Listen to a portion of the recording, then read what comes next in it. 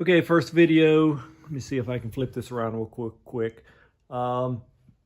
First video on what will hopefully be a series of videos on a Mopar 400 rebuild. So let me give you the lay of the land. A couple of months ago, yeah, it's been a couple months now, I purchased a 1972 Plymouth Roadrunner. The engine that came with it was a Plymouth 400. I think I'm right on this. 1972 is the first year that the 400 was available. So in fact, if I flip around here, you can see it here. Found the car on Facebook Marketplace over in Denton, North Carolina. Drove over and got it, and pretty nice. I've honed the cylinders, you can see here, look pretty good. So this is the numbers matching engine block. It came just as you see it here, as a naked block. Pretty interesting. Found the guy on Facebook who actually owned the car back in the 80s. I think that was the last time it was running and driving. And so I've been able to get some history on the car. The 400 block was in it when he had it. Then this would have been the early to mid 80s, maybe. He described it as the engine was just tired and got to a point where it wouldn't start. He said that nobody had changed, the previous owner hadn't changed the oil. So I don't know. He pulled the 400 engine out and put a 383 in it and then drove it for a few more years. After that, he eventually sold it. And of course, he passed the 400 block along when he sold it. So fast forward 25-ish or so years now, and it's in my hands. So here's my plan to get the numbers matching engine back inside the car.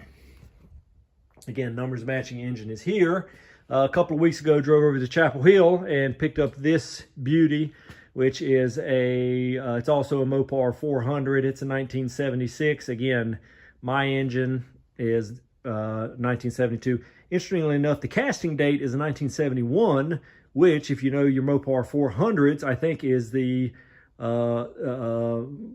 sought after cold engine block, or cold block. I'll do some more. Maybe I'll share some more information about that later. Anyway, the plan is, rather than being the cheap bastard that I am, rather than spending copious amounts of money on all new parts, I'm going to pull the guts out of this 400 engine, which supposedly, of course, was running when it was pulled. Don't know about that, but I do know the engine wasn't locked up. And, you know, everything looks pretty good. If you look at the cylinders on this, I mean, certainly well worn, but cylinders look pretty good. Pistons are over here. I've pulled those out. I've got one of them up on the bench here. There's the rockers, and then here are the heads. And my goal is to, as cheaply as possible, get this matching numbers engine back on the road. So that's where we're at now. I guess I should show you the crank also too. Here's the crank. Looks pretty good.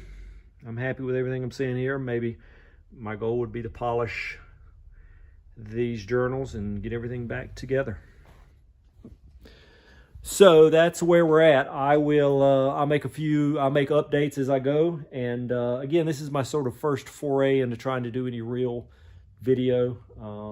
Again, it's always, I'm an IT guy and I work in this stuff all day, so this is my reprieve from that kind of work. So the idea of spending a bunch of time in front of a computer on a video editor and having to edit a lot of video and do other things is not something I necessarily want to do. But anyway, but I think it'd be cool to document this build. There's not a ton out there on the 400 engines, and everything I have seen is, you know, build a 500 cubic inch stroker with a 400 engine. And this is more of a budget build for a 400, so hopefully that's what I'll be documenting here. Anyway, that's all for now. See you soon.